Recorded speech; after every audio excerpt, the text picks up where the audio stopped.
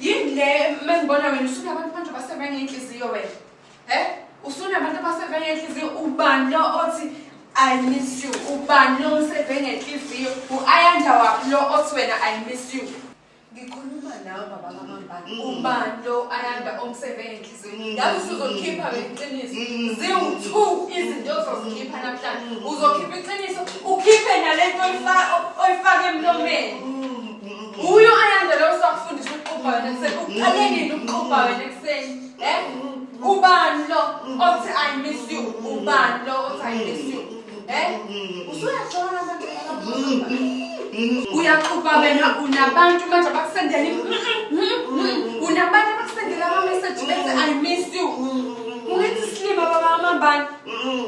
Uzolikhipha iqiniso ngicela ukuthi ungisize nje ngento eyodwa empilweni yami. Ungisize ngento eyodwa ukuthi ungitshele iqiniso. Kwenzakalani la? Kwenzakalani la?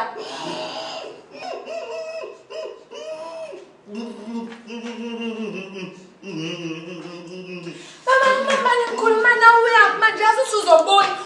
Ngikhuluma nawe ngicela ukuthi uphendule. Uzobuya nawe uyakhona. Okusalayo uzobuya ngizithini. Uzobuya.